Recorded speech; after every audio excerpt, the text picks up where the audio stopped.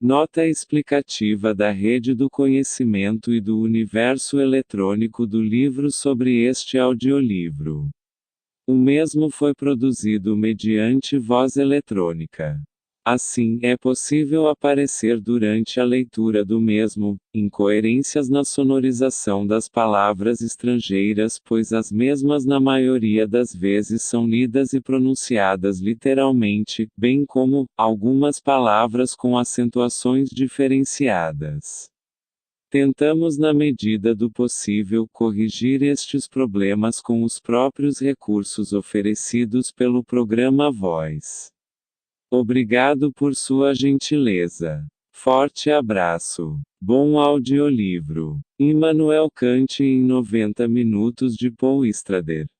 Tradução: Maria Helena Giordani. Consultoria: Danilo Marcondes, professor titular do Departamento de Filosofia PUC, Rio Jorges AAR, editor Rio de Janeiro. Immanuel Kant, 1724 a 1804. Introdução e raízes de suas ideias. O simples fato de alguma coisa ser impossível não significa que alguém não irá tentar realizá-la. Kant não apenas tentou, mas conseguiu alcançar o impossível. Depois de Hume ter destruído a filosofia, e todas as possibilidades de construção de um sistema metafísico, Kant criou o maior de todos eles. Seu propósito era refutar Hume, mas felizmente ele havia lido apenas a investigação sobre o entendimento humano, e não o ceticismo mais penetrante do anterior tratado sobre a natureza humana. Tivesse Kant lido o tratado e talvez não houvesse elaborado qualquer sistema. Teria sido lamentável e teria deixado toda uma geração de professores de filosofia alemã do século XIX desempregada. O sistema de Kant é como a ideia de gravidade de Newton. Não é a resposta final, mas está próximo da forma como ainda vemos o mundo. Não erraremos muito se olharmos o mundo à maneira de Kant. A filosofia de Hume é essencialmente simplista, reduz nossa condição filosófica ao refúgio estéril do solipsismo. Kant, construindo nas areias ilusórias do erro, erige um maravilhoso castelo, de imensa engenhosidade e complexidade, capaz de nos manter absortos e cheios de felicidade com nosso balde e nossa pá durante as férias inteiras. É difícil saber o que dizer sobre a vida de Kant. Na prática, ele não viveu abre parênteses foradamente fecha parênteses. Nada que possa despertar qualquer interesse lhe aconteceu. No entanto, a descrição de uma vida de extremo tédio não necessita ser, ela própria, maçante, conforme foi demonstrado por seu contemporâneo Casanova e, mais recentemente por Hemingway. Vida e obra. Immanuel Kant nasceu em 22 de abril de 1724 na cidade báltica de Königsberg, então capital da isolada província alemã da Prússia Oriental abre parênteses atualmente Kaliningrado, na Rússia fecha parênteses. Seus ancestrais haviam emigrado da Escócia no século anterior e há grande probabilidade de que tivessem algum grau de parentesco com Andrew Kant, notório pregador escocês do século XVII. Consta que Kant teria sido a origem do verbo inglês to cant, que se refere ao uso de jargão traço de família que reapareceria impetuosamente no filósofo. Na época do nascimento de Kant, a Prússia Oriental se recuperava das devastações trazidas pelas guerras e pela peste que haviam reduzido a população a menos da metade. Kant foi criado em atmosfera de pobreza e religiosidade. Era o quarto filho da família, constituída de 5 irmãs e um irmão mais novo. O pai, escocês, cortava tiras de couro e declarava jocosamente: não conseguir nunca equilibrar o orçamento, fosse em casa, fosse no trabalho. Kant manteve sempre atitude respeitosa em relação a ele, indivíduo amável porém acuado financeiramente, e disse que quando criança gostava de observá-lo cortando com habilidade pedaços de couro para arreios. No entanto, de acordo com o psicólogo e filósofo Benjamin Scharfstein, dada a destreza do pai, a inabilidade manual de Kant é por conseguinte, digna de nota. Seja esse o caso ou não, e de que tipo de nota ele é digno precisamente, a principal e primeira influência na vida de Kant foi sem dúvida sua mãe. Frau Kant era uma alemã totalmente inculta que se diz ter sido dona de grande inteligência natural, fato que influenciou de forma especial seu filho Immanuel, ou Manelchen como ela o chamava, abre parênteses, pequeno Manuel, fecha parênteses.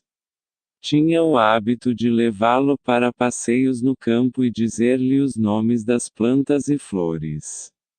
À noite costumava mostrar-lhe as estrelas, indicando seus nomes e as constelações a que pertenciam. Era uma mulher piedosa, e seu jeito afetuoso porém austero também desempenhou função educativa na formação do caráter moral de seu filho. Essa dupla insistência em fatos e obrigações morais seria uma faceta de Kant por toda a sua vida, além de exercer papel capital em sua filosofia. A observação mais tamosa de Kant, enunciada mais de 50 anos depois, remonta aos primeiros dias com sua mãe. O céu estrelado acima e a lei moral no interior enchem o espírito de admiração e reverência sempre novas e crescentes quanto mais firme e frequente se mostra nossa reflexão. Kant foi educado num rigoroso ambiente pietista e dos 8 aos 16 anos frequentou a escola local, onde sua inteligência excepcional e sua aguda sede de saber logo se cansaram da interminável educação religiosa. Seu desgosto com a religião formal permaneceria com ele até o final da vida. Abre parênteses. Na idade madura jamais frequentou a igreja. Fecha parênteses. Apesar disso, conservou muito da postura pietista, com sua crença em um estilo de vida simples e sua adesão à moralidade rigorosa. Em 1737, sua mãe morreu e teve enterro de pobre. Kant tinha 14 anos e, segundo ele próprio, por essa época experimentou as primeiras manifestações da sexualidade. Psicólogos já sugeriram que a perda da mãe que tanto amava nesse estágio da puberdade fez com que se sentisse culpado e reprimisse seus desejos sexuais. Ou foi esse o caso ou os desejos simplesmente desapareceram. Qualquer que tenha sido a causa, daí em diante Kant viveria uma vida de repressão sexual que assumiria proporções heróicas. Aos 18 anos foi admitido na Universidade de Königsberg como estudante de teologia. No início recebeu ajuda financeira da igreja pietista local, mas colaborava para seu próprio sustento dando aulas para alguns colegas mais atrasados. Logo se cansou da teologia e começou a demonstrar enorme interesse pela matemática e pela física. Leu Newton, que abriu seus olhos para as implicações filosóficas das novas descobertas da ciência e para os grandes progressos então alcançados em todos os setores desse campo, da astronomia à zoologia. A ciência baseada na experiência só podia ser acomodada numa filosofia empirista, ou seja, uma filosofia que baseasse nosso conhecimento do mundo na experiência. Em 1746, quando contava 22 anos, seu pai morreu. Ele próprio, o irmão e as 5 irmãs mais jovens foram deixados sem centavo. As irmãs caçulas foram entregues a uma família pietista, as mais velhas foram trabalhar como camareiras. Kant tentou sem sucesso um emprego numa escola local e foi forçado a abandonar a universidade sem obter o diploma. Nos 9 anos seguintes Kant se manteve dando aulas particulares para famílias ricas nas áreas rurais vizinhas.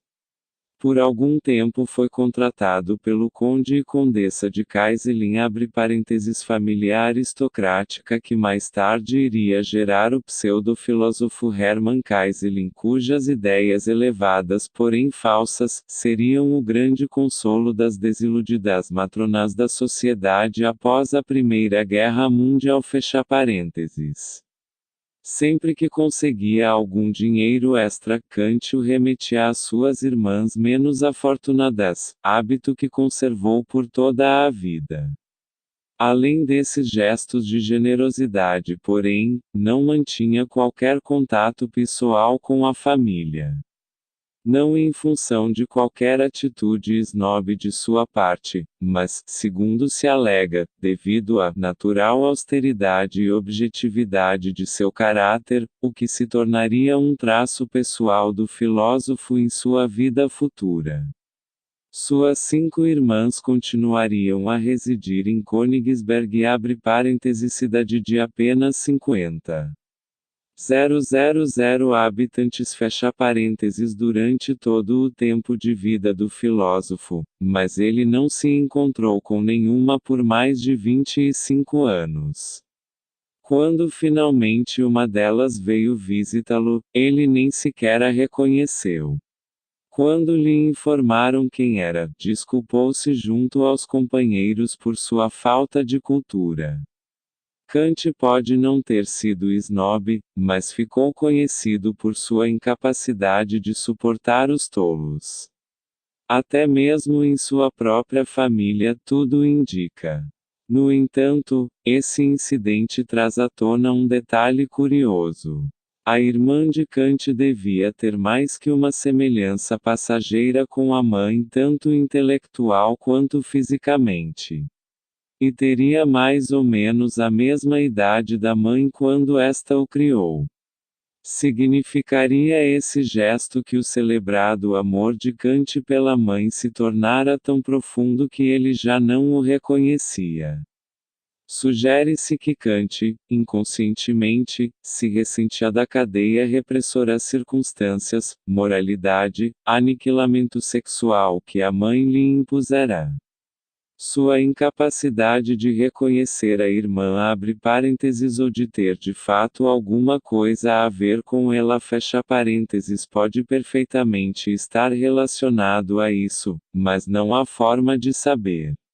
A total ausência de vida em Kant atraiu perversamente muito mais atenção dos psicólogos do que a vida comparativamente normal de outros filósofos, embora, a meu ver, a própria noção de normalidade nesse campo seja um ponto discutível. Kant pode ser sido indiferente em relação à sua própria família, mas parece ter desfrutado a vida no meio das famílias ricas que o contratavam como professor. Sua aparência era bastante excêntrica, como seu próprio caráter. Tinha menos de 1,5 metros e sua cabeça era desproporcional em relação ao resto do corpo. Sua estrutura lembrava a rosca de um saca-rolhas e fazia com que o ombro esquerdo se inclinasse para a frente, o direito se curva-se para trás e a cabeça tende-se a pender para um lado. Vestido com roupas puídas e praticamente sem nenhum fene no bolso, não seria exatamente o sucesso do campus na Universidade de Königsberg que por seu turno, dificilmente poderia ser considerada centro de qualquer sociedade cosmopolita. Nesse momento, no entanto, vestido por seus empregadores CM trajes elegantes e encorajado a juntar-se aos convidados da família, Kant positivamente floresceu. Logo desenvolveu uma aguda perspicácia, adquiriu um verniz de sofisticada segurança e tornou-se exímio jogador de cartas e de bilhar. Quando a família partia para as férias de verão no campo, Kant os acompanhava, afastando-se quase 80 quilômetros de Königsberg. Abre parênteses, isso foi o mais longe de sua cidade natal a que ele jamais chegaria em toda a sua vida, fecha parênteses. Mas esse período de elegância relativa foi apenas uma fase. Em 1755, aos 31 anos, Kant finalmente se graduou pela Universidade de Königsberg, em parte devido à caridade de um benfeitor pietista. Era tarde para se conseguir um diploma, e como veremos, Kant era excepcionalmente lento na execução de seus projetos. Por volta dessa idade, quase todos os outros principais filósofos já haviam começado a formular as ideias pelas quais seriam lembrados. Somente 2 décadas mais tarde, Kant começou de lato a produzir filosofia com originalidade. Kant estava agora em condições de exercer um cargo na universidade como private docent, abre parênteses, professor auxiliar, fecha parênteses. Esse posto seria ocupado por ele pelos 15 anos seguintes, numa vida acadêmica de incansável diligência.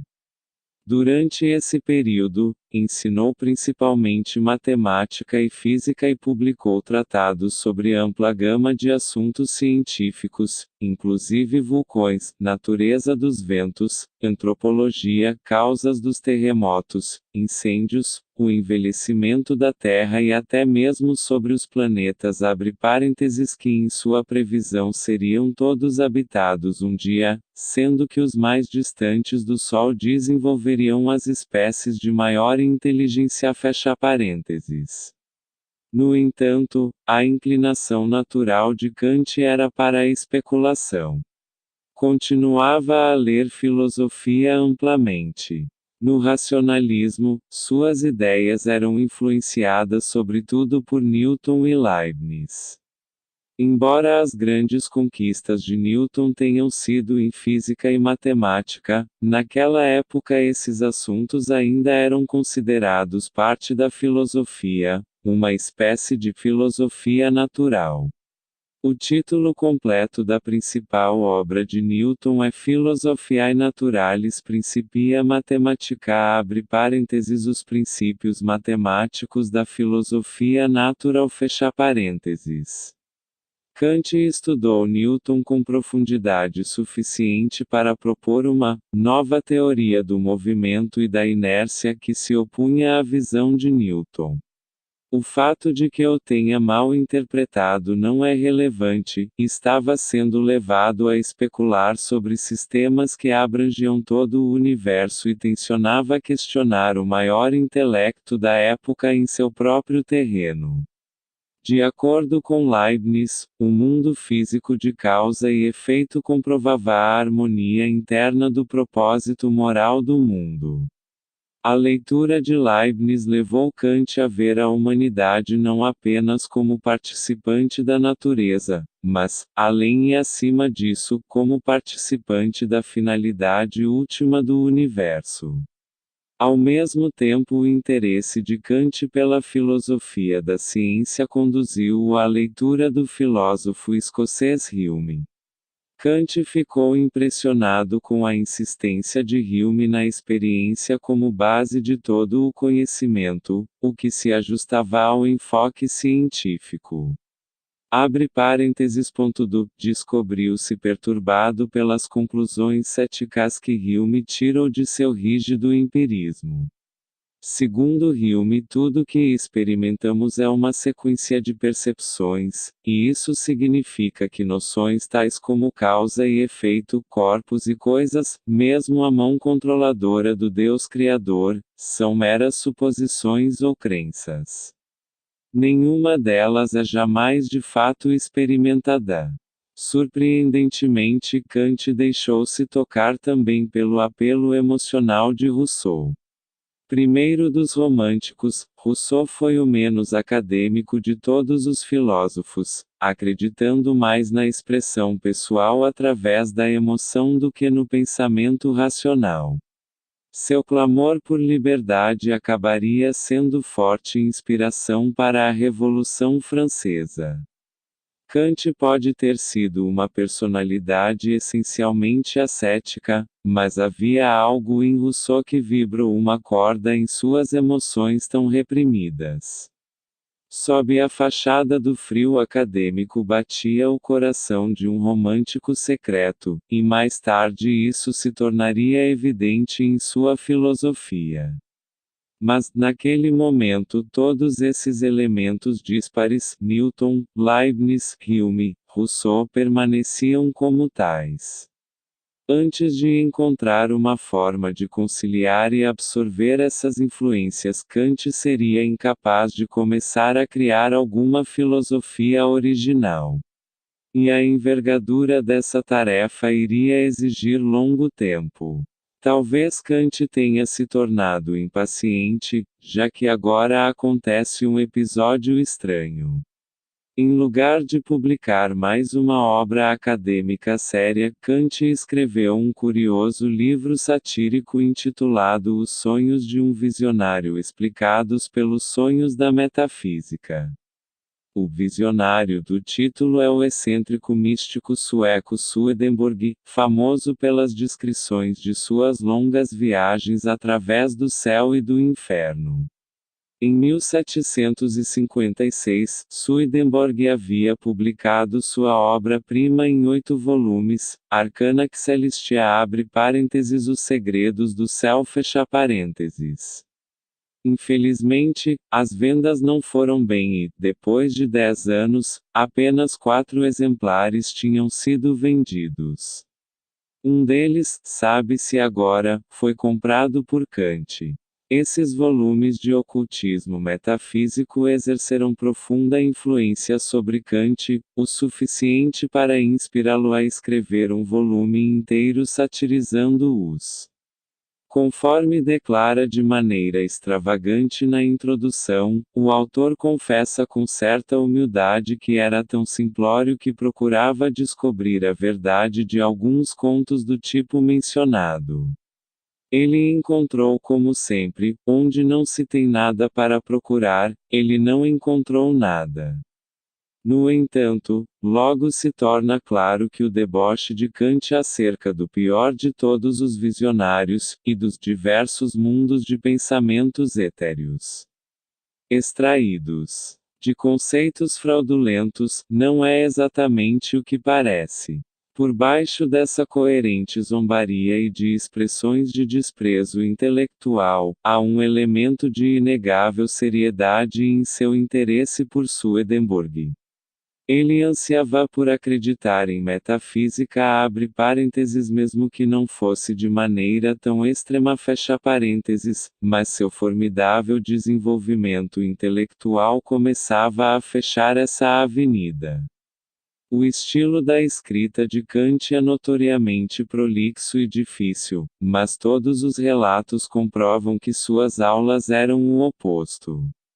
Seu corpo era tão pequeno e retorcido que apenas sua cabeça coberta pela peruca, e com seus traços precisos e rígidos, era visível por sobre o púlpito. Mas essa cabeça falante era uma fonte de perspicácia, de erudição e ideias fascinantes. As aulas de Kant eram um enorme sucesso e sua fama logo se espalhou, estimulada por seu turbilhão de tratados sobre assuntos científicos. As famosas aulas de geografia que costumava dar no verão atraíam sempre multidões de fora da universidade. Repetindo-se por mais de 30 anos viriam afirmá-lo como o primeiro professor acadêmico de geografia física, apesar de durante toda a sua vida jamais ter colocado os olhos numa montanha e de provavelmente nunca ter chegado a ver o mar aberto abre parênteses que ficava a inimaginável distância de 30 quilômetros fecha parênteses. Suas descrições vigorosas e penetrantes deram vida a terras distantes sobre as quais, entusiasmadíssimo, lia durante as longas noites de inverno quando o gélido nevoeiro báltico invadia as ruas da remota e provinciana Königsberg. Kant começava então a dar também aulas de filosofia e logo se tornou óbvio que tinha feito incursões profundas e extensas pelos territórios hostis da ética e da epistemologia, além de explorar os confins da lógica e, até mesmo, regiões tão distantes da civilização como a metafísica abre parênteses e sobreviverá para contar a história fecha parênteses. Nesse ínterim, os tratados sobre assuntos mais amenos como fogos de artifício, defesa militar e a teoria dos céus continuavam a jorrar de sua pena. Apesar disso, recusaram-lhe 2 vezes a cátedra de professor na Universidade de Königsberg por razões não muito claras, mas que se suspeita contivessem algum elemento de snobismo provinciano. Ou talvez apenas não gostassem dele. De qualquer forma, Kant com toda certeza gostava de Königsberg. Quando lhe ofereceram o prestigioso cargo de professor catedrático de poética na Universidade de Berlim, ele o recusou. Abre parênteses o que nos privou da alegria de ler a crítica de Kant aos poetas num estilo de tão grande e deliberada complexidade que teria fatalmente se convertido em leitura essencial do dadaísmo fecha parênteses. Felizmente, em 1770, as autoridades da Universidade de Königsberg cederam e Kant foi nomeado professor catedrático de Lógica e Metafísica. Aos 46 anos tinha se tornado, então cada vez mais crítico em relação a Leibniz e seus discípulos racionalistas que haviam se transformado na força dominante da filosofia alemã. O empirismo de Hume parecia incontestável, e de forma relutante ele chegou a se deixar convencer pelo seu ceticismo.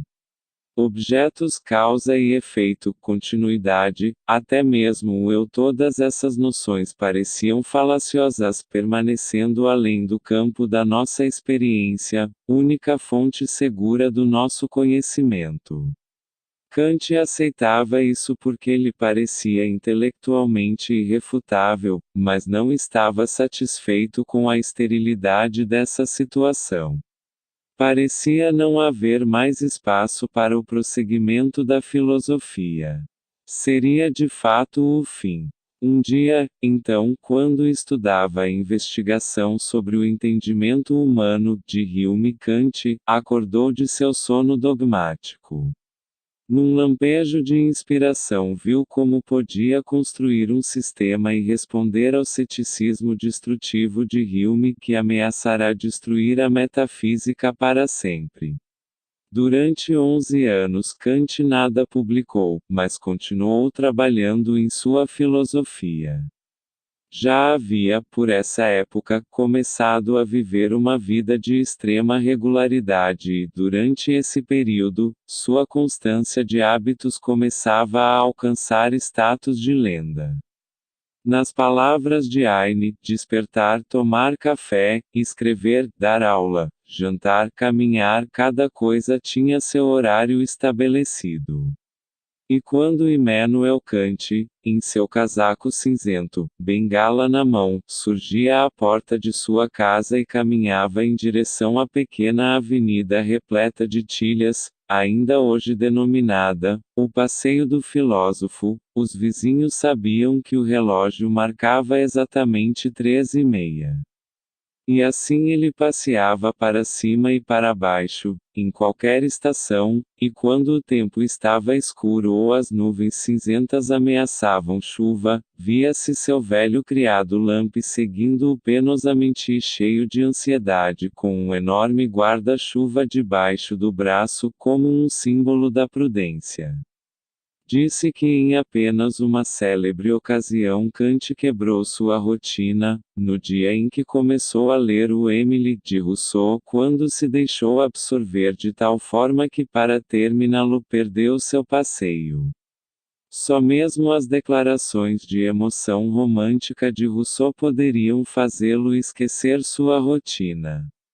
Mas esses sentimentos não eram suficientes para provocar qualquer ruptura séria em hábitos de uma vida inteira. Embora Kant tenha considerado 2 vezes durante esses anos a hipótese de se casar, em ambas as ocasiões demorou tanto a se definir que, na hora em que se decidiu abre parênteses a favor, nos 2 casos fecha parênteses, uma das damas já havia se casado com outro e a segunda mudado para outra cidade. Kant não era homem para ser impelido qualquer decisão precipitada. No entanto, sua admiração pelas ideias românticas de Rousseau não se limitava à teoria. Anos mais tarde, quando muitas dessas ideias se tornaram realidade com o advento da Revolução Francesa, Kant chorou de alegria, sentimento raro na ferozmente conservadora, provinciana e prussiana cidade de Königsberg, e provavelmente ímpar no meio de seu ranzinza estabelecimento universitário.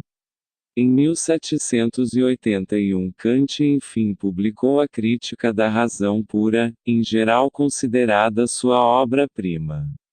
No entanto, nem todos se entusiasmaram muito. Quando enviou uma cópia do manuscrito para seu amigo Hertz, recebeu-o finalmente de volta lido apenas pela metade. Hertz argumentou que continuar a ler a obra de Kant equivaleria a cortejar a insanidade. E podemos nos sentir da mesma forma. Em sua Crítica da Razão Pura, Kant decidiu eliminar inúmeros argumentos interessantes e exemplos concretos, temendo que sua obra se tornasse demasiado longa. Mesmo assim, na versão traduzida chega-se a mais de 800 páginas. E a maior parte assim, a proposição apodítica cogita a accepção conforme determinam essas mesmas leis do entendimento, e portanto afirmando-se como a priori, dessa forma, expressa. Mesmo na tradução mais refinada isto soa apenas ligeiramente melhor, la proposizione apodictica concepissi iugidis assertorio determinatus secondo questi legi diu intellectuistre sui per consequenza, corne affirmativo a priori, ed esprime così.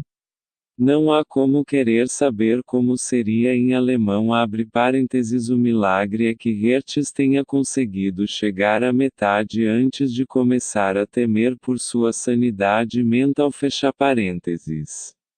Mas não vamos permitir que isso nos desvie da magnitude do verdadeiro sistema de Kant. Seu objetivo era a restauração da metafísica. Ele concordava com Hume e com os empiristas quanto à inexistência de ideias inatas, mas negava que todo conhecimento fosse originado da experiência. Os empiristas afirmavam que todo conhecimento deve corresponder à experiência. Kant, de forma brilhante, inverteu a afirmação, declarando que toda experiência deve corresponder ao conhecimento. Segundo Kant, espaço e tempo são subjetivos, são nosso método de perceber o mundo. De certa maneira, são como óculos irremovíveis, sem os quais somos incapazes de dar sentido à nossa experiência. Mas esses não são os únicos elementos subjetivos que nos ajudam a compreender nossa experiência. Kant explicava que existem 12 categorias, abre parênteses, como as chama, fecha parênteses, que concebemos por meio de nosso entendimento, trabalhando independentemente da experiência. Essas categorias incluem coisas como qualidade, quantidade e relação. Essas também são como óculos irremovíveis. Não conseguimos ver o mundo de qualquer outra forma senão em termos de qualidade, quantidade, etc. Mas através desses óculos irremovíveis só conseguimos ver os fenômenos do mundo, não conseguimos jamais perceber os verdadeiros números, a realidade mesma que sustenta ou propicia o aparecimento desses fenômenos. Já se disse que somente um homem que jamais viu uma montanha poderia acreditar que o espaço não existe fora de nós, sendo apenas parte de nosso aparato perceptivo. E o senso comum parece concordar conosco. Mas essas desajeitadas objeções ad hominem nada têm a ver com filosofia, assim me disseram. Espaço e tempo, e as categorias abre parênteses que incluem noções como pluralidade, causalidade e existência fecha parênteses, só podem ser aplicados aos fenômenos que fazem parte da nossa experiência. Se os aplicarmos a coisas não experimentadas, acabamos provocando antinomias, ou seja, contrastando duas afirmações, ambas aparentemente passíveis de comprovação mediante argumento intelectual puro. Dessa forma, Kant destrói todos os argumentos meramente intelectuais em torno da existência abre parênteses ou não existência fecha parênteses de Deus. Simplesmente não podemos aplicar uma categoria como a existência a essa entidade não empírica. Como podemos ver, Kant não era a favor de um retorno por atacado à metafísica em sua crítica da razão pura. Por razão pura pretende designar uma razão a priori, ou seja, alguma coisa que se pode saber anteriormente à experiência. Hume havia negado essas entidades transcendentais abre parênteses quer dizer, aquelas que transcendem a experiência fecha parênteses.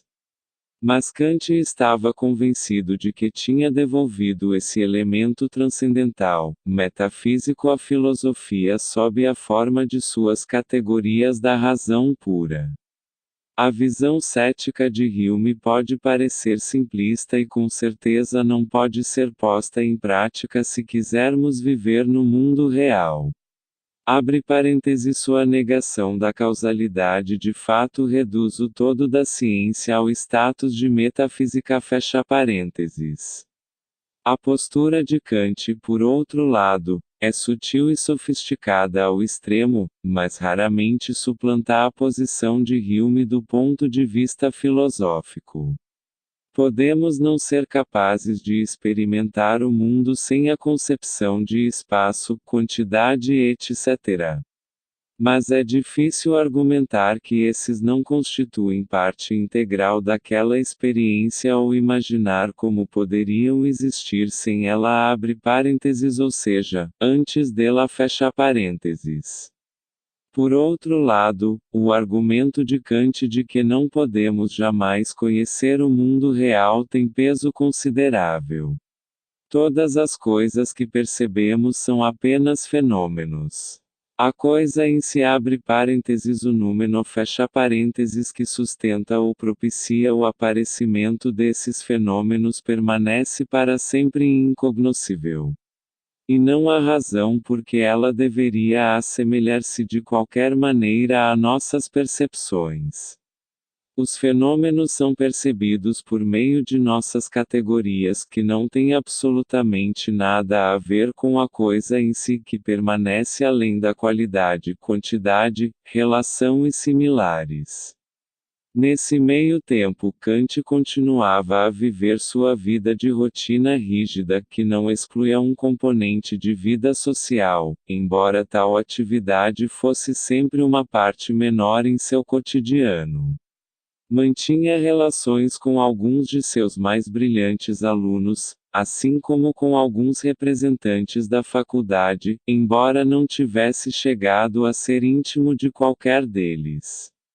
Abre parênteses, não se dirigia a ninguém com o informaldo, mesmo depois de décadas de contato social, fecha parênteses. O pensamento era sua vida. Para um erudito, pensar é uma forma de se nutrir, sem a qual, quando está acordado ou sozinho, não pode viver. Seu intento era muito mais conhecer-se do que conhecer qualquer outra pessoa. Mas a tarefa de conhecer a si mesmo provou ser tão difícil para ele quanto o era para outros. Não me entendo o suficiente, reclamava. Talvez tivesse medo do que pudesse encontrar. Nesse ponto Scharfstein suscita uma questão fundamental: essa coisa em si não era simplesmente desconhecida, era proibida porque se tratava da vida emocional reprimida de Kant, dedo do Zu, e ele temia que, revelada essa vida, fosse arruinado. Ao contrário da insipidez de Kant, essa semelhança entre sua psique e sua filosofia é digna de destaque. Embora uma vez mais seja difícil dizer de que tipo de destaque ela é digna. Teria a constituição mental de Kant afetado sua filosofia? O argumento de que ela era uma imagem de sua psique é verdadeiro apenas em seu sentido mais bruto. Qualquer tentativa de ampliar essa imagem pode não fazer justiça às sutilezas intelectuais dessas duas complexas entidades. Kant era bastante consciente de que não tinha amigos. Mas isso não o incomodava. Gostava muito de citar a observação de Aristóteles: meus amigos, não tenho amigos.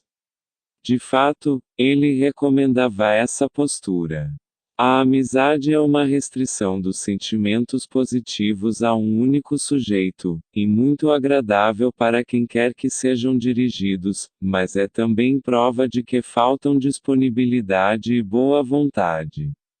Psicólogos têm argumentado que a falta de habilidade abre parênteses ou a falta de vontade fecha parênteses de Kant de estabelecer relações estreitas era sinal de uma infelicidade profunda. Mas ele não parece ter sido infeliz. Ao contrário, aqueles que o conheceram ressaltaram sua alegria. A disposição de Kant era, por natureza, para a alegria. Ele via o mundo com um olhar prazeroso e transferia sua satisfação às coisas externas. Por isso estava quase sempre disposto a ser feliz, era a observação típica de um de seus colegas. 7 anos após a publicação de sua Crítica da Razão Pura, publicou a Crítica da Razão Prática, na qual reinstala Deus, não mais considerado uma entidade da qual não se pode falar, abre parênteses, porque não se encaixava nas categorias, fecha parênteses. A Crítica da Razão Prática é dedicada à parte ética do sistema de Kant. Em vez de procurar bases metafísicas para nossa percepção, ele agora as busca para nossa moralidade. Procurava nada menos que a lei moral fundamental. Mas certamente era impossível descobrir semelhante lei que agradasse a todos. De cristãos a budistas, de liberais a prussianos, todos acreditando no mesmo bem fundamental. Kant achava que era possível descobrir uma lei básica, o que conseguiu colocando de lado o que a maioria considerava a questão principal. Bem e mal, nesse ponto, não o preocupavam. Ele não buscava descobrir alguma essência de todas as interpretações diferentes desses conceitos morais básicos. Salientava que estava à procura dos alicerces da moralidade, muito mais do que de seu conteúdo. Assim como com a razão pura, também com a razão prática, o que era necessário era um conjunto de princípios a priori como as categorias. Na realidade, Kant finalmente expôs apenas um princípio, seu imperativo categórico. Essa era a base a priori de toda a ação moral, sua premissa metafísica. De forma análoga às categorias da razão pura, ela oferece uma estrutura para nosso pensamento ético abre parênteses razão prática fecha parênteses, embora não lhe proporcione qualquer conteúdo moral específico. O imperativo categórico de Kant afirma: haja somente de acordo com um princípio que desejaria que fosse ao mesmo tempo uma lei universal. Esse princípio levou Kant a acreditar que deveríamos agir de acordo com nosso dever e não conforme nossos sentimentos, o que deu origem a algumas conclusões estranhas. Por exemplo, ele declarou que o valor moral de uma ação não deveria ser julgada segundo suas consequências, mas apenas considerando em que medida fora praticada em nome do dever. Isso é totalmente insensato, se é que a moralidade está relacionada à sociedade e não apenas à honradez individual. Kant pretendia que seu imperativo categórico fosse apenas uma estrutura, vazia de conteúdo moral. Mas não é exatamente assim. Ele ainda contém traços de conteúdo moral. A moralidade do conformismo, para começar. Do imperativo categórico pode-se inferir que todos deveriam agir da mesma forma, independentemente de seu temperamento ou sua tarefa. Deveria o chefe de um governo agir com os mesmos escrúpulos morais que o prior de um mosteiro? Deveria ao menos tentar. Deveria Churchill ter tentando se comportar como Gandhi. Ou vice-versa. Talvez todos os sistemas levem forçosamente a essas formas rígidas. Abre parênteses, mas sem qualquer sistema ético estaríamos totalmente perdidos, incapazes de proceder a qualquer juízo de valor fecha parênteses. O sistema ético de Kant também levou-o a acreditar que não deveríamos jamais mentir, apesar das consequências que pudessem advir desse fato. Estava bastante consciente das implicações desse ponto de vista, mas, apesar disso, manteve-o. Dizer uma mentira a um assassino à procura de um amigo seu, refugiado na sua casa, seria um crime. Devemos acreditar que Kant teria sido capaz de entregar um amigo judeu aos nazistas. Não tudo que sabemos a seu respeito me deixa convencido de que ele teria seguido nessas circunstâncias os preceitos do dever. Sua mente tão vivaz descobriria rapidamente alguma norma que o proibisse de entregar o amigo. No entanto, essa questão de nunca mentir expõe uma falha evidente no sistema de Kant. A fim de não cometer nenhum erro, ele considerou o tema com excessiva seriedade. Chegou a gastar tempo se torturando sobre a licitude de se concluir uma carta com a saudação costumeira da época, seu humilde servo. Seria mentira. Kant insistiu que não era escravo de ninguém e que não tinha qualquer intenção de prestar obediência a seus correspondentes, mas finalmente parece ter cedido em relação a esse ponto. No entanto, em relação a alguns assuntos literários mais sérios permaneceu inflexível. Era contra a leitura de romances que faziam com que nosso cérebro se tornasse fragmentário e enfraqueciam nossa memória. Pois seria ridículo memorizar romances a fim de relatá-los a outros.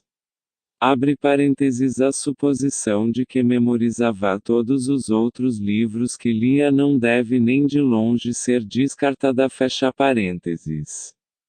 Kant despreza nesse ponto o fato de que ler o romance Héloïse, de Rousseau, era uma experiência educativa que ele parece ter vivido sem explodir seu pensamento em fragmentos e sem entorpecer sua memória. Kant gostava de ler poesia, mas somente se esta fosse uma harmonização intelectual de virtude e sentimento. Poesia sem rima era simplesmente prosa enlouquecida. Música era diferente e, no todo, assunto bem mais complexo. Apenas ela era capaz de penetrar a carapaça de repressão que protegia suas emoções não reveladas. E por isso era particularmente severo em relação a ela. Os músicos não tinham caráter, pois o que tocavam reduzia tudo a sentimento. Recomendava a seus alunos evitar ouvir música, já que ela os tornaria efeminados.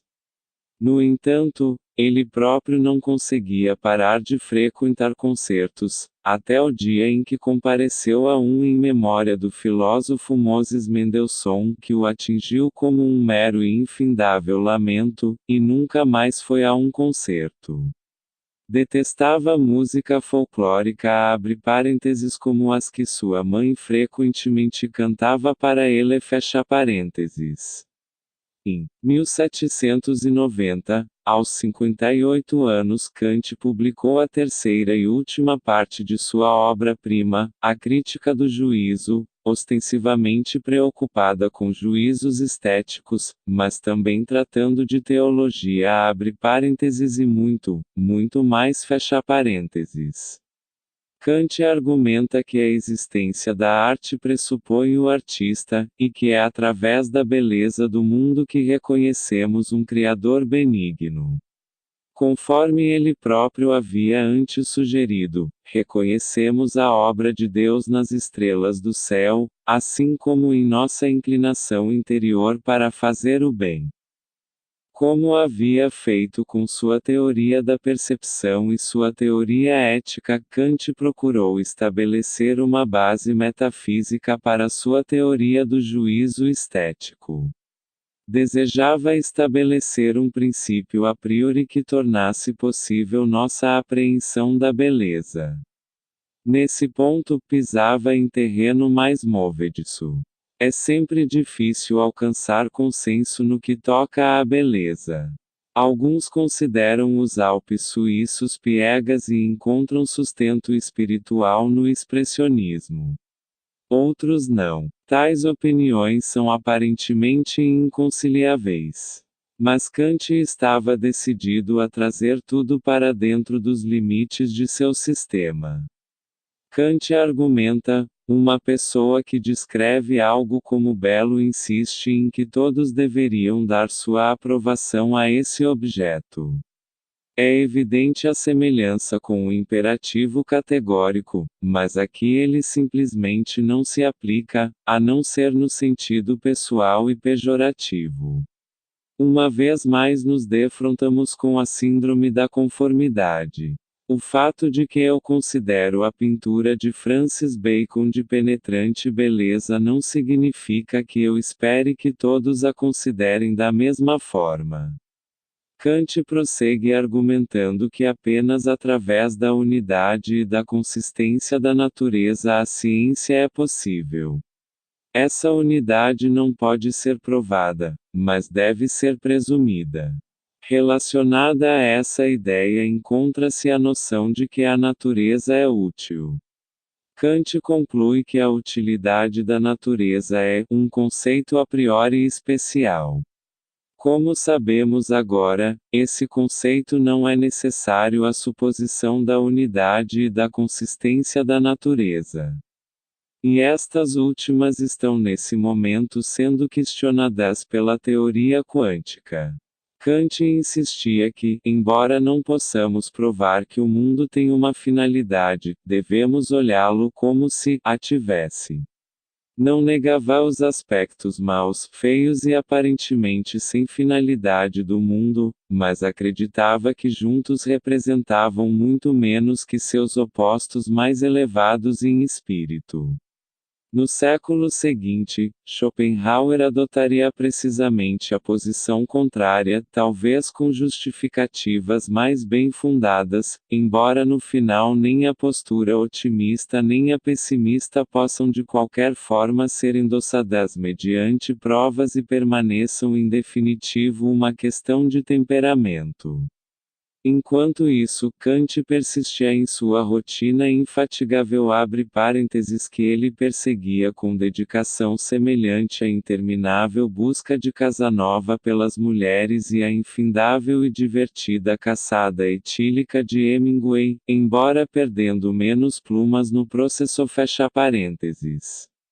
E os cidadãos de Königsberg continuavam a acertar seus ponteiros de acordo com a hora em que Kant começava seu passeio da tarde, exatamente às 13h30.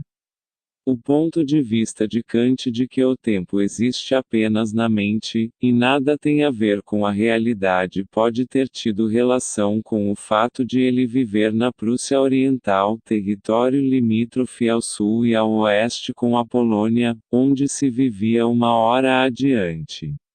Na fronteira oriental estava a Rússia que ficava a mais de uma semana do resto da Europa. O povo mais próximo a observar o mesmo horário da Prússia Oriental era o alemão, distante duas fronteiras cruzando a Polônia para o oeste. Kant morava na Prinzessinnenstraße, em uma casa demolida em 1893, onde foi cuidado pelo velho e irritadiço criado Lampe com quem era capaz de se mostrar igualmente ranzinza. Tudo tinha que ser feito com total correção exatamente como para Casanova e Hemingway Lampe chegava até a ter que ajudar seu senhor a se despir todas as noites na ordem correta. Quando Kant ia se deitar usava invariavelmente um gorro no verão e dois no inverno, que podia ser de fato muito intenso em Königsberg quando o vizinho báltico congelava. Da mesma forma que todos os meticulosos tiranos domésticos, Kant estava sempre muito preocupado com o bem-estar espiritual de Lampe. Na verdade, ele declarou que havia reinstalado Deus em sua crítica da razão prática expressamente para dar a Lampe alguma coisa em que acreditar.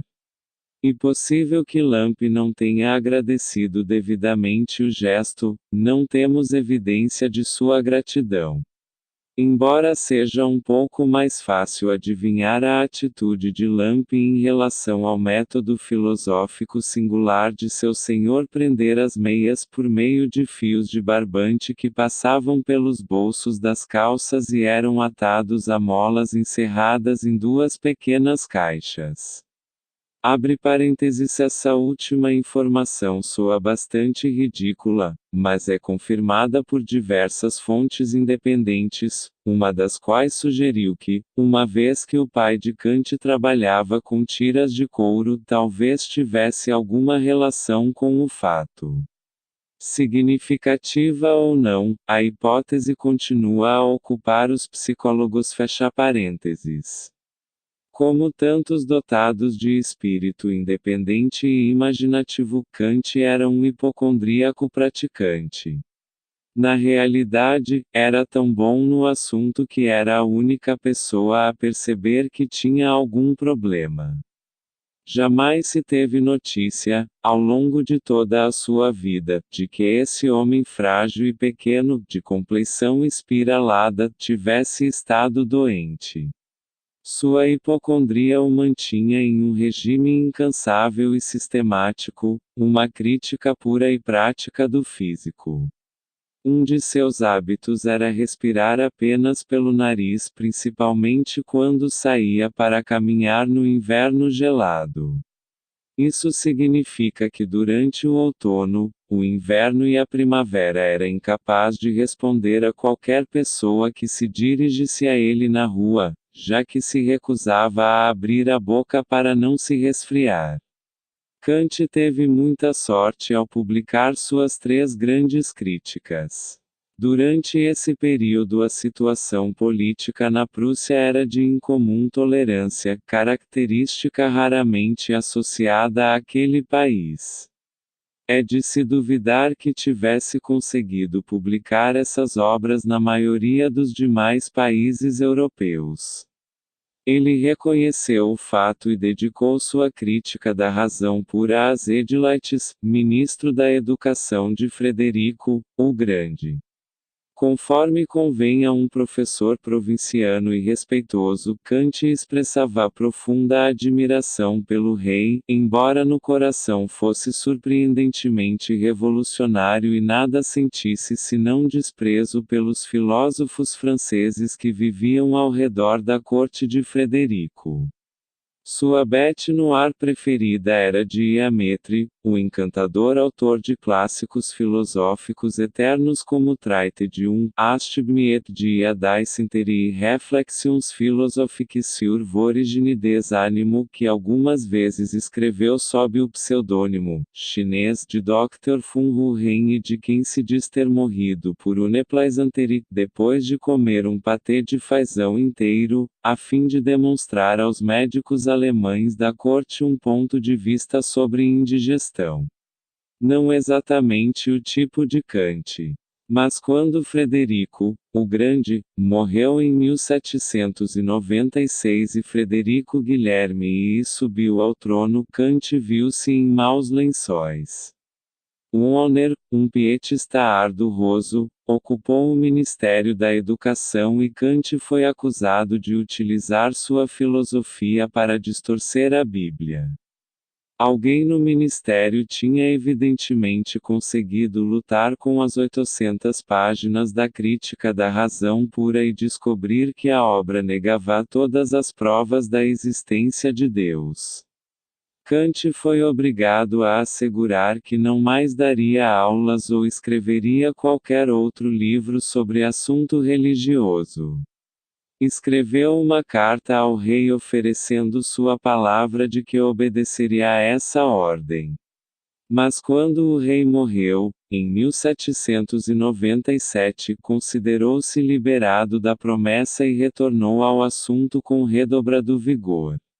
Abre parênteses. Como podemos ver, suas posições sobre mentiras eram passíveis de adaptações quando surgia a ocasião. Fecha parênteses. Kant se aproximava então dos 70 anos, e um longo tempo de prática aperfeiçoara sua hipocondria a ponto de torná-lo um mestre nessa arte. A cada mês mandava alguém ao chefe de polícia de Königsberg para recolher as últimas estatísticas sobre mortalidade, a partir das quais calculava sua própria expectativa de vida. Convencera-se de que a constipação enevoava seu cérebro e acrescentou uma impressionante variedade de laxantes a seu baú de remédios que, em tamanho, equivalia a um laboratório. Lia avidamente nos jornais as notícias que davam conta das últimas descobertas médicas com o objetivo de descobrir se tinha alguma doença nova. Kant era indubitavelmente uma raridade. Não é com frequência que o homem exibe gênio em seu trabalho e em suas atividades de lazer. Alguns colegas da universidade que tentaram dissuadi-lo dessas atividades foram rapidamente colocados em seus devidos lugares. Kant sabia muito mais sobre doenças do que qualquer mero professor de medicina na Universidade de Königsberg. Nesse tema, como em todos os outros, não tolerava contradições. Abre parênteses. Diferentemente de outros egoístas tão atormentados quanto ele próprio, estava sempre certo e sabia disso. Fecha parênteses. Até mesmo um admirador foi obrigado a reconhecer, ele não tolera ouvir quando outros falam muito, torna-se impaciente. Se alguém apregou a saber qualquer coisa melhor que ele, a contradição direta o ofendia e quando se persistia nela, o amargurava. Não se tratava inteiramente de megalomania. Kant simplesmente considerava a verdade sacrossanta. Não era culpa sua que ele sempre soubesse do que falava, enquanto outros se enganavam com tanta frequência. Ele não impunha sua opinião a ninguém, mas a obstinação recíproca causava-lhe genuína mágoa. Os professores da universidade podem ter sido capazes de tolerar esse tratamento, mas ficou provado que era demais para seu criado Lamp, que tinha de conviver com ele o tempo todo. Após décadas como servidor fiel, finalmente começou a beber e teve que ser despedido. Nesse meio tempo, Kant continuava a resistir estoicamente às atenções da família. Continuava a justificar sua falta de contato com as irmãs, explicando que elas não possuíam seu mesmo nível intelectual. Abre parênteses. Desde a morte de Newton, é provável que ninguém na Europa satisfizesse esse critério. Fecha parênteses. Quando pressionado um pouco mais, dizia que eram bastante agradáveis, mas que não tinha nada em comum com elas porque não tinham cultura.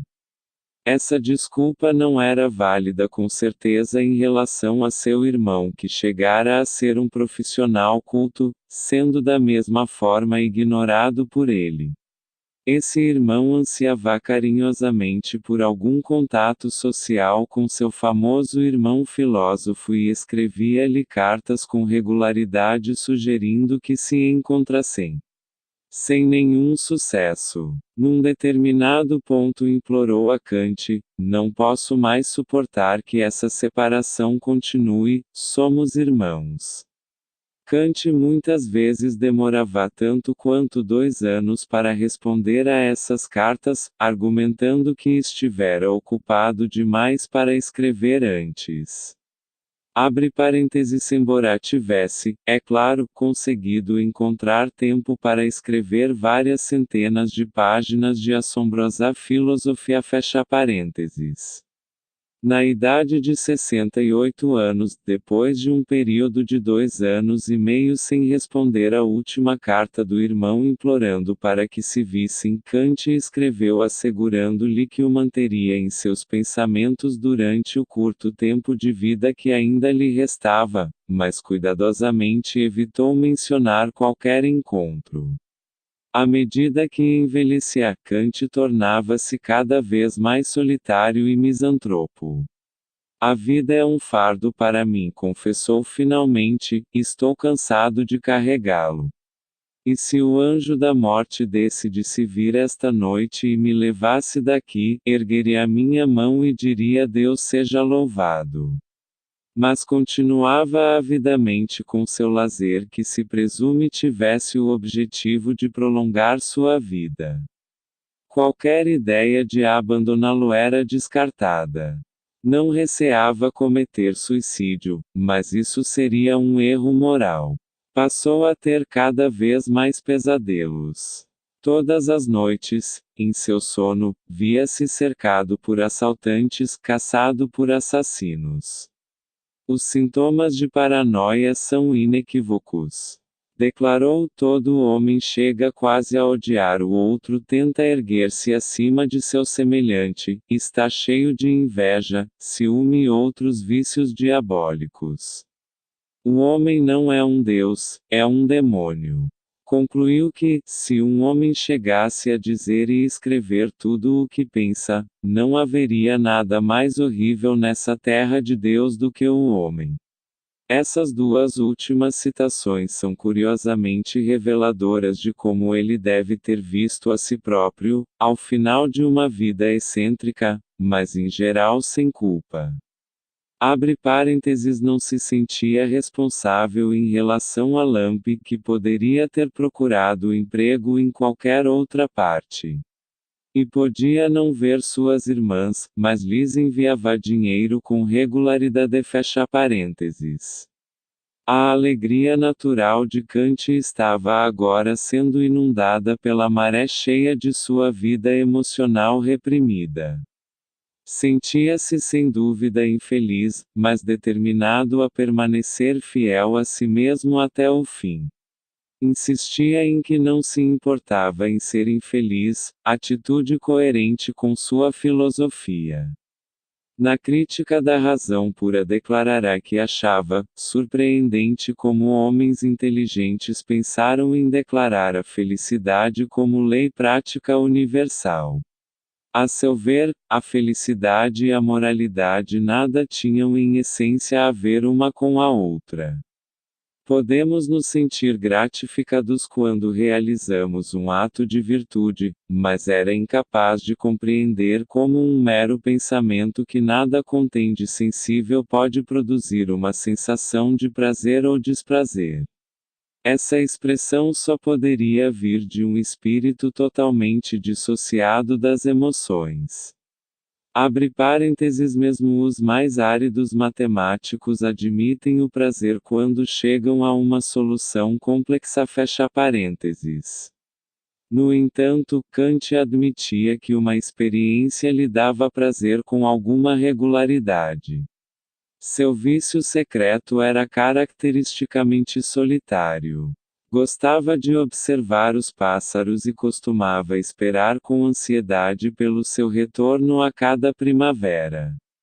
Segundo um colega, a única satisfação que a natureza ainda lhe permitia era o retorno de um pássaro que cantava do lado de fora da janela de seu jardim. Mesmo em sua velhice sem alegria, esta ainda lhe restava. Quando seu amigo ficava longe por muito tempo, dizia, ainda deve estar muito frio nos Apeninos. Scharfenstein, autor de brilhante e emotiva História da Vida de Kant, na qual me inspirei intensamente, sugere que os pássaros representavam liberdade para Kant. Liberdade de que, porém? Da tirania de sua própria natureza, certamente. Mas também talvez liberdade do pensamento, aquele mesmo elemento que ele permitirá escravizar sua vida, o elemento com o qual pretendeu aprisionar o mundo inteiro dentro de seu sistema. Em sua última década de vida, Kant dedicou-se a uma obra filosófica monumental que jamais terminaria. Pretendia dar a essa obra o atraente título Übergang von den Metaphysischen Anfangsgründe der Naturwissenschaft zur Physik. Abre parênteses. Transição dos fundamentos metafísicos da ciência natural para a física. Fecha parênteses. Ao contrário das obras anteriores de Kant, essa é em definitivo ilegível. Desafiando a insanidade, vários corajosos especialistas tentaram escalar esse Everest dos Himalaias metafísicos alemães, mas retornaram ofegantes e incapazes de comunicar-se de forma coerente.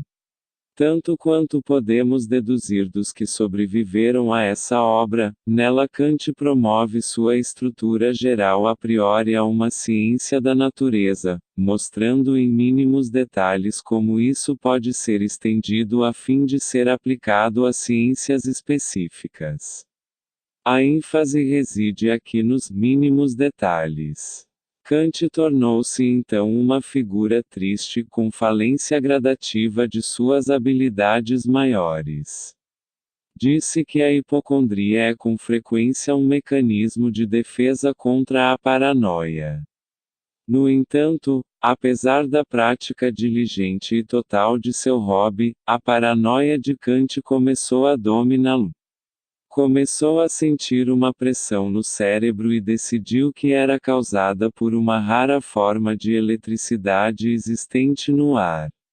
Abre parênteses. Segundo ele, essa mesma eletricidade era também responsável pela epidemia de gatos que recentemente eclodirá em Copenhague e Viena. Fecha parênteses.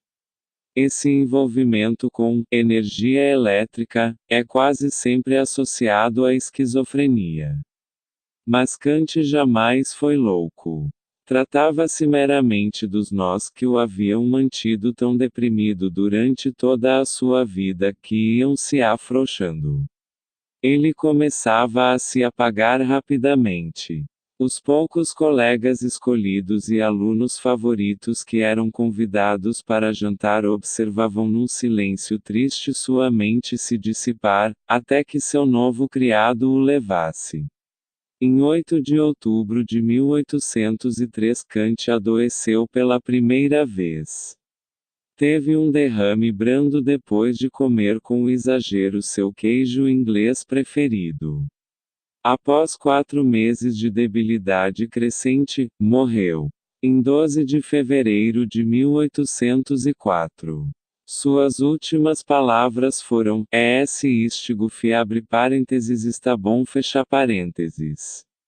Foi sepultado na catedral e seu túmulo continha a declaração que o fez inclinar-se para o Deus no qual com certeza acreditava, mas que jamais adorou publicamente, palavras que nos levam de volta a um garoto pequeno e vivo ouvindo a bem-intencionada mãe que ele tanto venerava. O céu estrelado acima e a lei moral no interior enchem o espírito de admiração e reverência sempre novas e crescentes quanto mais firme e assídua se mostra nossa reflexão.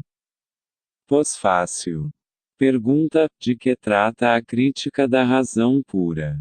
Resposta: de metafísica. Pergunta: o que é exatamente metafísica? Resposta: essa palavra começou como um erro e acabou por ser considerada um erro. Nesse meio tempo, foi o principal tópico da filosofia. Pergunta: isso ainda não responde à pergunta.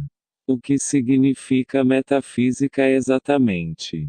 Resposta: nada, segundo a maioria dos filósofos modernos. Pergunta: bem, o que significava de início?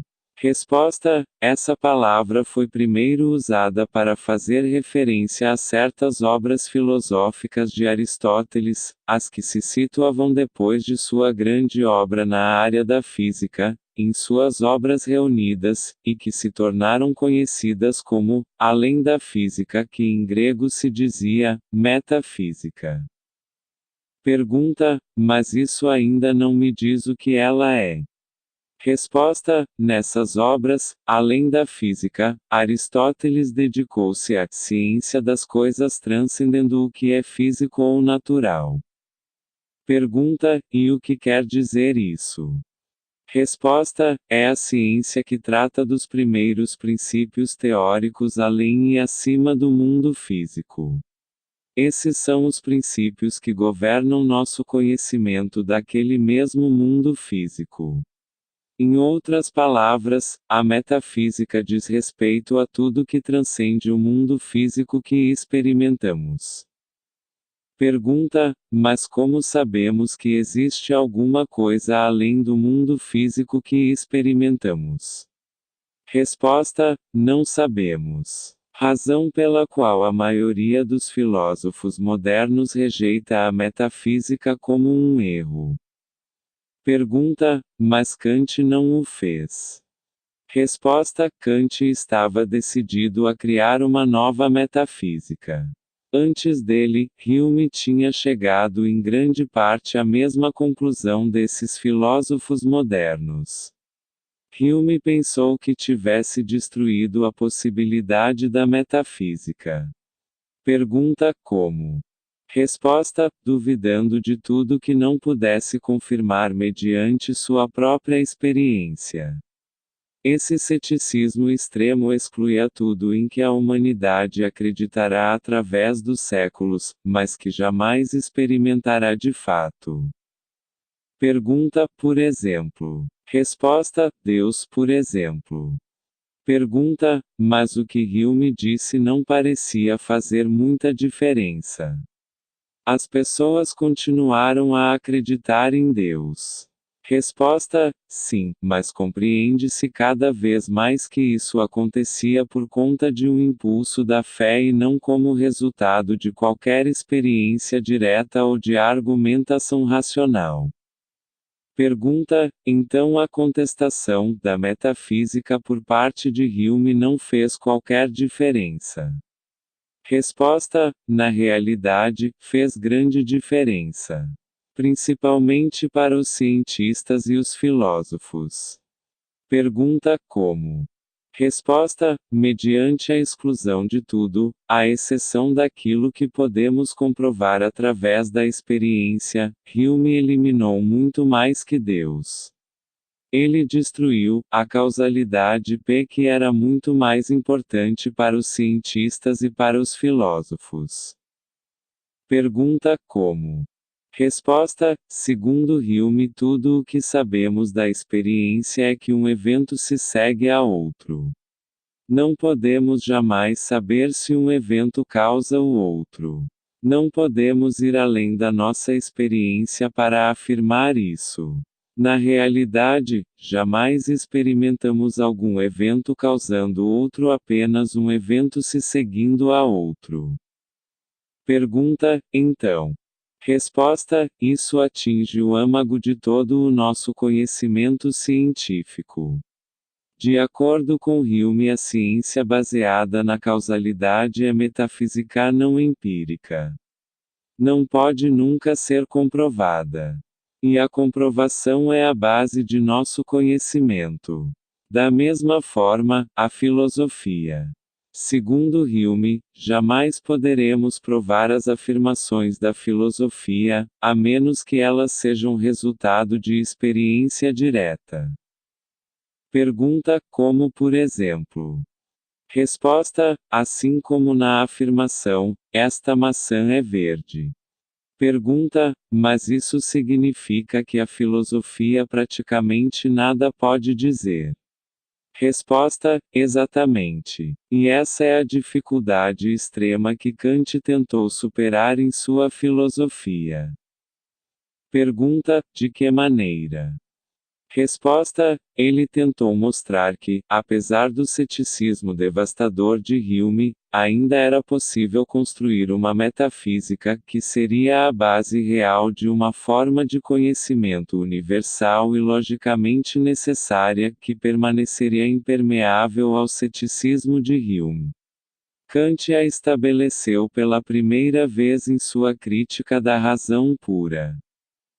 Pergunta: então a metafísica de Kant era uma tentativa de estabelecer algum tipo de ciência definitiva que garantisse a verdade do nosso conhecimento? Resposta: exatamente. Pergunta: e como ele chegou a isso? Resposta: Kant ressaltou o que chamava sua filosofia crítica, que significava uma análise profunda da epistemologia, um estudo da própria base sobre a qual nosso conhecimento reside. Segundo Kant, fazemos certos juízos que são indispensáveis a todo conhecimento, juízos que ele classificou como sintéticos a priori. Por sintético, ele queria dizer que não eram analíticos e que o conhecimento neles contido não estava implícito no conceito original. Por exemplo, a bola é redonda, é uma afirmação analítica porque o conceito, redondeza, está contido no conceito bola. Já a bola é brilhante, é um juízo sintético porque diz sobre a bola alguma coisa além do que está contido no conceito original, da mesma forma que uma afirmação empírica. Como a priori Kant definiu os juízos necessários e universais que tinham de ser verdadeiros antes de qualquer experiência e que são constituídos somente pelo uso da razão. Diferentemente dos juízos resultantes da experiência, eles não eram particulares e contingentes. Ou seja, não se aplicavam apenas a uma instância e eram destituídos de necessidade lógica, como as afirmações: esse cavalo ganhou o derby e aquele cavalo é marrom. Fim das perguntas. Como qualquer juízo científico, essas afirmações sintéticas a priori deviam ser irrefutáveis e verdadeiras em termos universais. Em outras palavras, deviam ter a mesma energia e vigor de uma afirmação analítica, embora fossem sintéticas. e deviam se adequar à experiência, permanecendo ao mesmo tempo anteriores a ela. A pergunta básica de Kant era como são possíveis as afirmações sintéticas a priori levava essa pergunta à matemática, à física e à metafísica. A matemática, segundo ele, se relaciona a espaço e tempo. Argumentava que, ao contrário das aparências, o espaço e o tempo são de fato a priori, ou seja, não fazem parte da nossa experiência, sendo uma condição anterior necessária a essa experiência. Não poderíamos ter a experiência sem essas formas de nossa sensibilidade. Kant prossegue argumentando que as afirmações da física são juízos a priori. Elas classificam os juízos empíricos abre parênteses sendo, portanto, sintéticas fecha parênteses, mas utilizam conceitos anteriores à experiência abre parênteses sendo, portanto, a priori fecha parênteses. Esses conceitos, ou categorias de nosso entendimento, como Kant as chamava, assemelham-se muito ao espaço e ao tempo na matemática. As categorias são a estrutura essencial de nosso conhecimento, sendo constituídas de coisas como qualidade, quantidade, relação abre parênteses inclusive a causalidade fecha parênteses e modalidade abre parênteses assim como existência ou não existência fecha parênteses. Elas não são parte de nossa experiência e, no entanto, não poderíamos ter qualquer experiência sem elas. Contudo, quando chegamos à metafísica, o oposto se aplica à matemática e à física. A metafísica não tem qualquer relação com a experiência abre parênteses já que está, além da física, fecha parênteses. Isso significa que não podemos aplicar categorias como quantidade e qualidade à metafísica porque elas são a estrutura de nosso conhecimento da experiência. Assim, a metafísica se exclui do campo dos juízos sintéticos a priori, não possui base científica.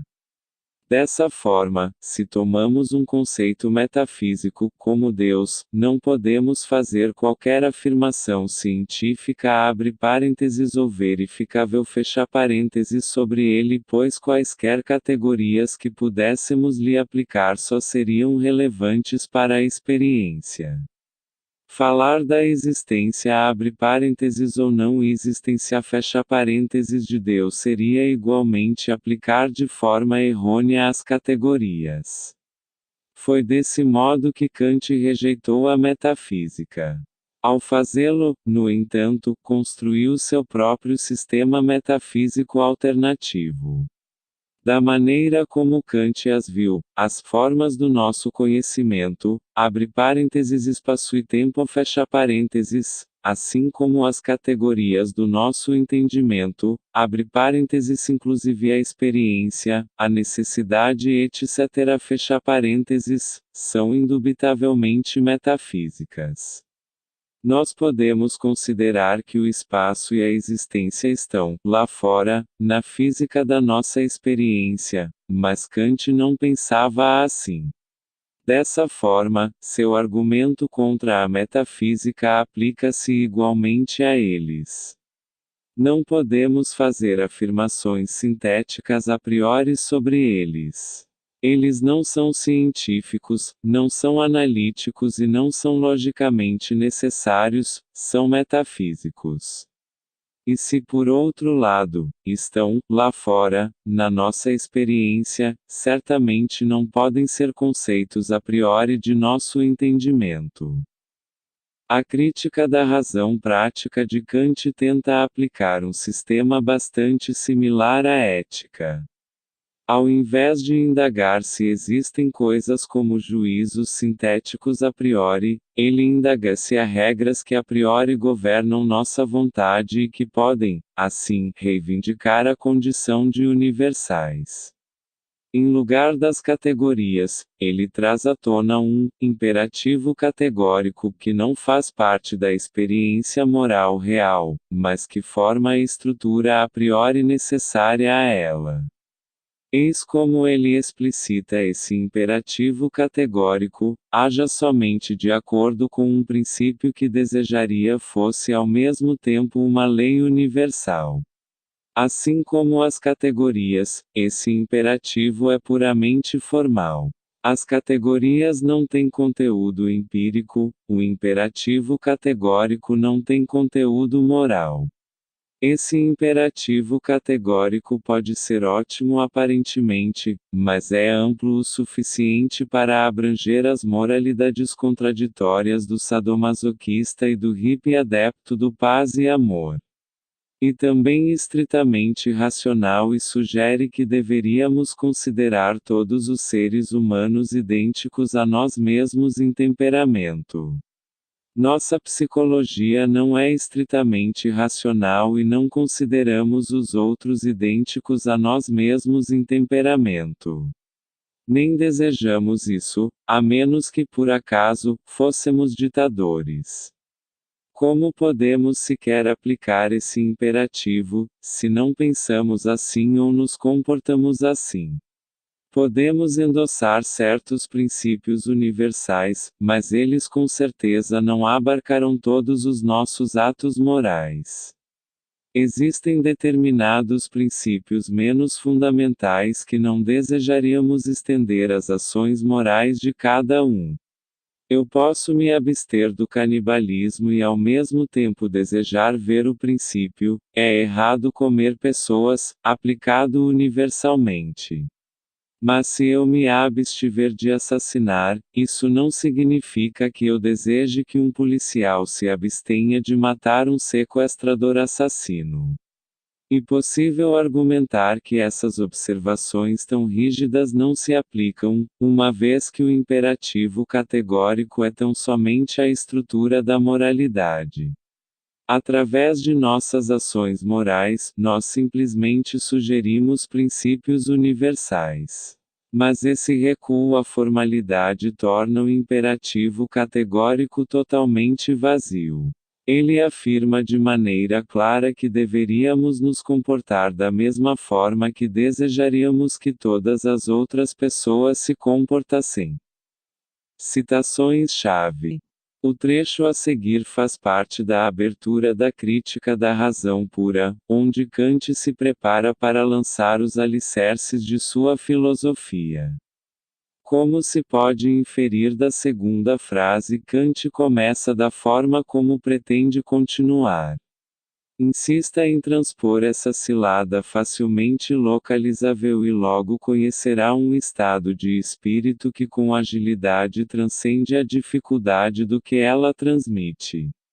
Não resta dúvida de que todo o nosso conhecimento começa pela experiência, efetivamente, que outra coisa poderia despertar e pôr em ação a nossa capacidade de conhecer senão os objetos que afetam os sentidos e que, por um lado, originam por si mesmos as representações e por outro lado põem em movimento a nossa faculdade intelectual e levam-na a compará-las, ligá-las ou separá-las, transformando assim a matéria bruta das impressões sensíveis num conhecimento que se denomina experiência. Assim, na ordem do tempo, nenhum conhecimento precede em nós a experiência e é com esta que todo o conhecimento tem o seu início. Se porém todo o conhecimento se inicia com a experiência, isso não prova que todo ele derive da experiência. Pois bem poderia o nosso próprio conhecimento por experiência ser um composto do que recebemos através das impressões sensíveis e daquilo que a nossa própria capacidade de conhecer abre parênteses apenas posta em ação por impressões sensíveis fecha parênteses produz por si mesma, acréscimo esse que não distinguimos dessa matéria-prima, enquanto a nossa atenção não despertar por um longo exercício que nos torne aptos a separá-los. Crítica da Razão Pura, Introdução Parte 1. Ele prossegue em sua argumentação. Haverá um conhecimento assim, independente da experiência e de todas as impressões dos sentidos. Denomina-se a priori esse conhecimento e distingue-se do empírico, cuja origem é a posteriori, ou seja, na experiência esta expressão não é, contudo, ainda suficientemente definida para designar de um modo conveniente todo o sentido da questão apresentada. Na verdade, costuma dizer-se de alguns conhecimentos provenientes de fontes da experiência que deles somos capazes ou os possuímos a priori porque os não derivamos imediatamente da experiência, mas de uma regra geral que todavia fomos buscar a experiência. Assim disse de alguém que minou os alicerces da sua casa que podia saber a priori que ela havia de ruir, isto é que não deveria esperar para saber pela experiência, o real desmoronamento. Contudo, não poderia sabê-lo totalmente a priori pois era necessário ter-lhe sido revelado anteriormente pela experiência que os corpos são pesados e caem quando lhes é retirado o sustentáculo. Ibid. Introdução Parte 1. Kant prossegue para explicar. Por esta razão designaremos doravante por juízos a priori não aqueles que não dependem desta ou daquela experiência, mas aqueles em que se verifica a absoluta independência de toda e qualquer experiência. Dos conhecimentos a priori, são puros aqueles em que nada de empírico se mistura. Assim, por exemplo, a proposição, segundo a qual toda a mudança tem uma causa, é uma proposição a priori, mas não é pura, porque a mudança é um conceito que só pode extrair-se da experiência. Ibid. Introdução Parte 1. A argumentação avança e o enredo se adensa. Esta oportunidade extremamente rara de acompanhar um dos espíritos mais requintados da história na medida em que vai criando na sua forma original não deve ser perdida. Pretender chegar a essas alturas de maneira fácil invalida todo o objetivo do exercício. Necessitamos agora de um critério pelo qual possamos distinguir seguramente um conhecimento puro de um conhecimento empírico. E verdade que a experiência nos ensina que algo é constituído desta ou daquela maneira, mas não que não possa sê-lo diferentemente. Em primeiro lugar, se encontrarmos uma proposição que apenas se possa pensar como necessária, estamos em presença de um juízo a priori, se, além disso, essa proposição não for derivada de nenhuma outra que por seu turno tenha o valor de uma proposição necessária, então é absolutamente a priori. Em segundo lugar, a experiência não concede nunca aos seus juízos uma universalidade verdadeira e rigorosa, apenas universalidade suposta e comparativa abre parênteses por indução fecha parênteses, de tal modo que, em verdade, antes se deveria dizer tanto quanto até agora nos foi dado verificar, não se encontram exceções a esta ou aquela regra. Portanto, se um juízo é pensado com rigorosa universalidade quer dizer de tal modo que nenhuma exceção se admite como possível, não é derivado da experiência, mas é absolutamente válido a priori. A universalidade empírica é, assim, uma extensão arbitrária da validade, em que se transfere para a totalidade dos casos a validade da maioria, como, por exemplo, na seguinte proposição: todos os corpos são pesados. Em contrapartida, sempre que a um juízo pertence, essencialmente, uma rigorosa universalidade, este juízo provém de uma fonte particular do conhecimento, a saber, de uma faculdade de conhecimento a priori. Necessidade e rigorosa universalidade são pois os sinais seguros de um conhecimento a priori e são inseparáveis uma da outra. Porém, como na prática certas vezes é mais fácil de mostrar a limitação empírica do que a contingência dos juízos e outras vezes mais conveniente mostrar a universalidade ilimitada que atribuímos a um juízo, do que a sua necessidade, é aconselhável servirmos-nos, separadamente, dos dois critérios cada um dos quais é de per si infalível. Ibid. Introdução Parte 2. Kant nesse instante elabora.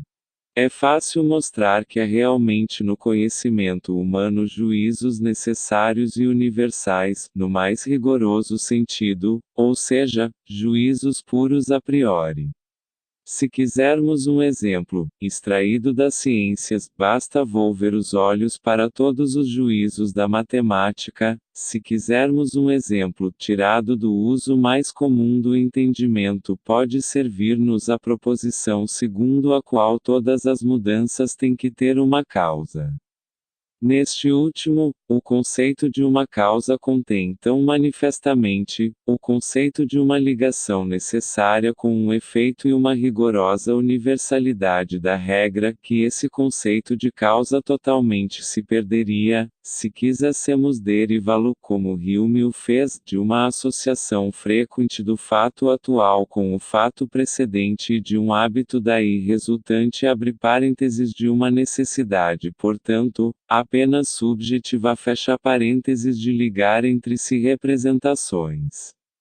Poder-se-ia também demonstrar, sem haver necessidade de recorrer a exemplos semelhantes, a realidade de princípios puros a priori no nosso conhecimento, que estes princípios são imprescindíveis para a própria possibilidade da experiência, por conseguinte, expor a sua necessidade a priori. Pois onde iria a própria experiência buscar a certeza, se todas as regras, segundo as quais progride, fossem continuamente empíricas e portanto, contingentes? Seria difícil por causa disso, dar a essas regras o valor de primeiros princípios. Aqui podemos nos bastar com ter exposto, a título de fato, juntamente com os seus critérios, o uso puro da nossa capacidade de conhecer. Todavia não é apenas nos juízos, mas ainda em alguns conceitos que se revela uma origem a priori. Eliminai pouco a pouco do vosso conceito de experiência de um corpo tudo o que nele é empírico, a cor, a rugosidade ou maciez, o peso, a própria impenetrabilidade, restará por fim o espaço que esse corpo abre parênteses agora totalmente desaparecido fecha parênteses ocupava e que não podereis eliminar. De igual modo, se eliminardes do vosso conceito empírico de qualquer objeto, seja ele corporal ou não todas as qualidades que a experiência vos ensinou, não poderíeis contudo retirar-lhe aquelas pelas quais o pensais como substância ou como inerente a uma substância abre parênteses embora este conceito contenha mais determinações do que o conceito de um objeto em geral fecha parênteses. Obrigados pela necessidade com que este conceito se vos impõe, tereis de admitir que tem a sua sede a priori na nossa faculdade de conhecer. Ibid. Introdução Parte 2 Nesse ponto Kant explica a noção de tempo segundo a sua filosofia. O tempo não possui realidade objetiva, não é um acidente, nem uma substância, e nem uma relação, é uma condição puramente subjetiva, necessária por conta da natureza do espírito humano que coordena todas as nossas sensibilidades mediante determinada lei, e é pura intuição. Coordenamos da mesma forma substâncias e acidentes, segundo a simultaneidade e a sequência, através apenas do conceito de tempo. De mundi sensibilis atque intelligibilis forma et principus 3:14. Kant passa, nesse momento, a distinguir entre diferentes tipos de felicidade. Se alguém só é feliz quando consegue satisfazer um desejo, o sentimento que faz com que goze prazeres tão grandes, sem que necessite de grandes habilidades para isso, é certamente assunto não trivial. Os gordos cujos artistas favoritos são seus cozinheiros e cujas obras-primas repousam em seus celeiros, regozijam-se em suas obscenidades comuns e em suas observações vulgares tanto quanto as almas mais nobres desfrutam de seus objetivos mais requintados. Um indivíduo indolente que adore que lhe leiam livros em voz alta porque gosta de adormecer dessa forma, o empresário que considera todos os prazeres uma distração que o desvia de lutar por seus lucros em um negócio rendoso, alguém que adora o sexo oposto pelo simples prazer de possuí-lo e nada mais, o caçador sagaz, seja ele mero caçador de moscas como o imperador romano Domiciano, ou de animais ferozes como a todos têm sentimentos que os fazem experimentar prazer à sua própria maneira, sem que sintam inveja de outros ou sejam até mesmo capazes de imaginar outros prazeres. Esse tipo de sentimento, que pode ocorrer sem qualquer pensamento, eu desconsiderarei por completo. Sua argumentação prossegue. O sentimento requintado que passo a considerar, é em grande parte de dois tipos, o sentimento do sublime e o do belo. Cada um deles nos dá prazer, mas de formas diferentes. A visão do pico de uma montanha coberto de neve elevando-se sobre as nuvens, a descrição de uma tempestade violenta ou a representação de Milton do reino do inferno, cada um deles nos proporciona a alegria, porém mesclada com o terror. Por outro lado, a visão de prados cobertos de flores, de vales com arroios sinuosos e rebanhos pastando, a descrição do Elísio, ou o relato de Homero sobre o cinturão de Vênus também nos dão uma sensação agradável, mas repleta de alegria e felicidade. Para sentir a primeira sensação temos que ter o sentimento do sublime, mas a fim de experimentar a última há que se ter o sentimento do belo. Do belo e do sublime, seção 1, parágrafos 2 e 3. Um exemplo raro de poesia kantiana. Foi escrita em 1782 por ocasião da morte do pastor Lilienthal que casara os pais de Kant. O que vem depois da vida se esconde na escuridão profunda, o que se espera que façamos, somos os únicos que sabemos. O texto que se segue aproxima-se bastante da explicação para a popularidade das aulas de geografia que Kant dava aos cidadãos de Königsberg.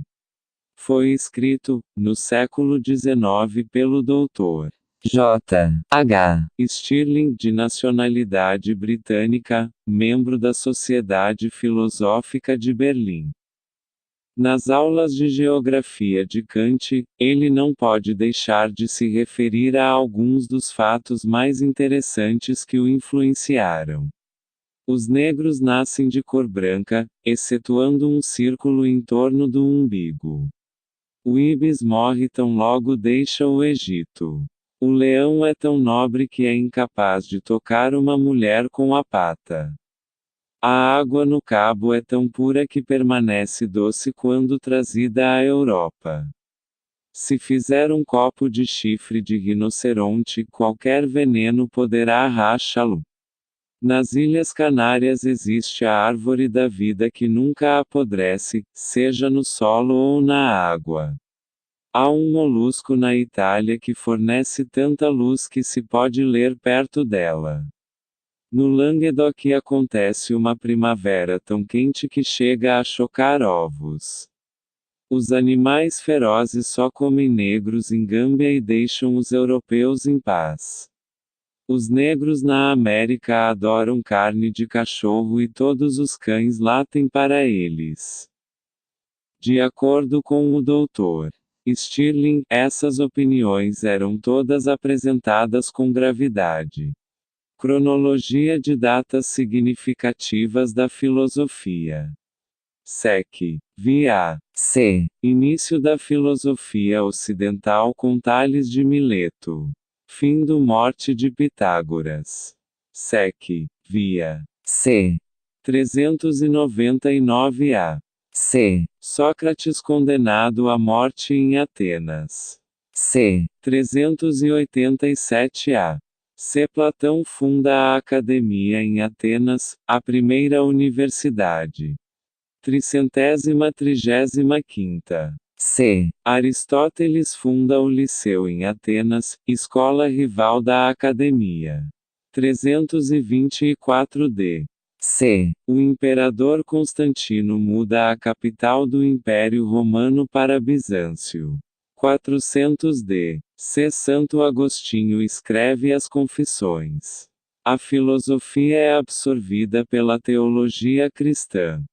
410 d. C. Roma é saqueada pelos visigodos. 529 d. C. O fechamento da Academia em Atenas pelo imperador Justiniano marca o fim da era greco-romana e o início da Idade das Trevas. Meados do Tomás de Aquino escreve seus comentários século XIII sobre Aristóteles. Era da Escolástica. 1453 Queda de Bizâncio para os turcos, fim do Império Bizantino. 1492 Colombo chega à América. Renascimento em Florença e renovação do interesse pela aprendizagem do grego. 1543 Copérnico publica De Revolutionibus Orbum Caelestum abre parênteses sobre as revoluções dos orbes celestes fecha parênteses provando matematicamente que a Terra gira em torno do Sol. 1633 Galileu é forçado pela Igreja a abjurar a teoria heliocêntrica do universo. 1641 Descartes publica As Meditações, início da filosofia moderna. 1677 A morte de Spinoza permite a publicação da Ética. 1687 Newton publica Os Principia, introduzindo o conceito de gravidade. 1689 Locke publica o Ensaio sobre o Entendimento Humano. Início do empirismo. 1710 Berkeley publica Os Princípios do Conhecimento Humano, levando o empirismo a novos extremos. 1716 Morte de Leibniz. 1739 a 40 Hume publica o Tratado sobre a Natureza Humana, conduzindo o empirismo a seus limites lógicos. 1781 Kant, despertado de seu sono dogmático por Hume, publica A Crítica da Razão Pura. Início da Grande Era da Metafísica Alemã.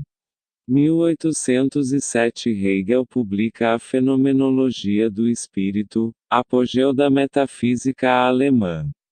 1818 Schopenhauer publica O Mundo como Vontade e Representação, introduzindo a filosofia indiana na metafísica alemã.